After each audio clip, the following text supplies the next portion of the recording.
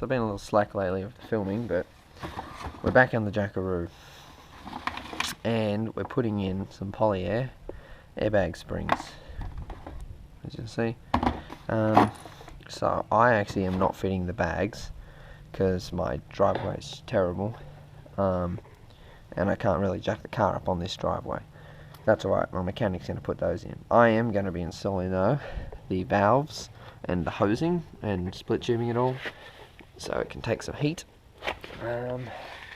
So let me show you.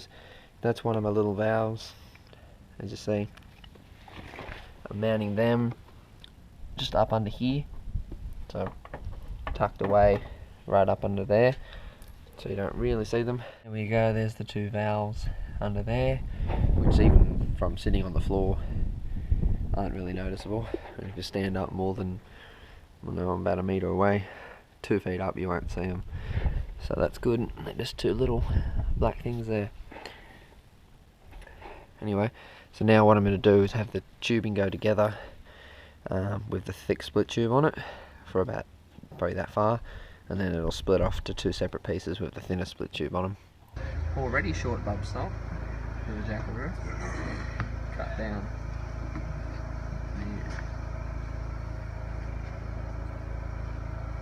I'm not going to grind that down to the line. Make it smooth. Alright, and there we have the factory bump stop from the Jackaroo and my new modified one. And that kind of gives you the idea of how much I lowered the thing. So, thought I'd come out here and show you some final updates on the suspension for this thing.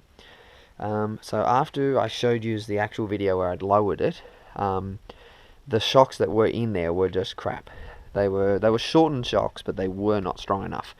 And the car was just bottoming out all the time. I also had no bump stops in there or anything either. So now here we are finished. The car's dirty, I need to wash it. But we have, where are we? As you see in there, we got Pedders, big, thick, like they're quite thick actually. I can put my hand next to them, they're real thick shocks in the front.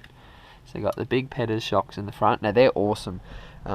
Just those guys. Same factory torsion bar still in here, but just with those shocks, it barely bottoms out. It does touch on a big bump. It'll just touch the guard, which I still need to get rolled.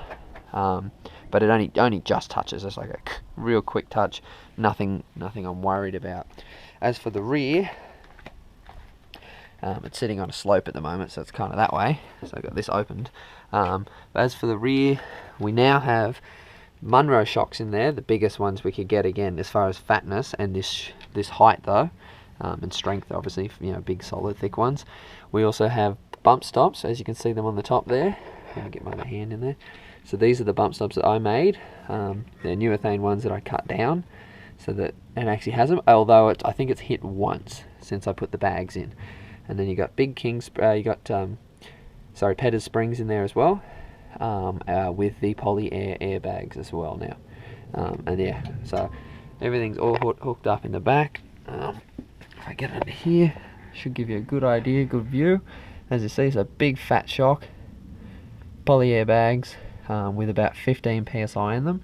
I can pump them up to about 30 though, so 15 seems to be pretty damn spot on for driving, but when I tow I can always pump them up to 25 or 30 so that the car can actually handle the weight of the trailer as well.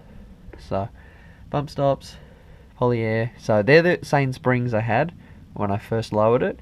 There's nothing wrong with those. It was just the shocks weren't strong enough, and even once after I put these shocks in, it helped but wasn't enough. The airbags have made it perfect though, and as you can see probably up in the distance there, you can see my split tube looms of where the hosing is up there as well. So obviously on flat ground, it's just not on flat ground right now, but pretty much sits about the same height that wheel does over there, the whole car.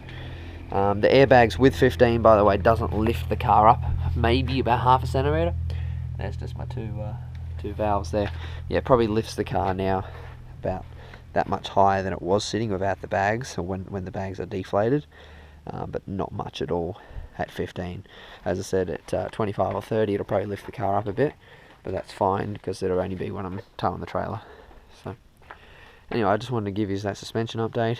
As you saw in the beginning of the video, I put the hose linings in. I'll show you what, and cut the bump stops up, but overall that's what the suspension setup is, and that is good enough for this car. Airbags are about 300, the bump stops are about 100, the springs in the rear were about 250 I think, and the shocks all round, all the shocks total was about 9 for the shocks. I pretty much got my money back on the original shocks, so I think we're about $1,500 or something, which isn't that bad really to lower it with airbags. I haven't towed with it yet, so I haven't tried higher PSI in there, but I'm sure if it's 15's good, it should be good for towing. Anyway, that's an update on the Jackaroo. I'm going to wash it today as well, but yeah,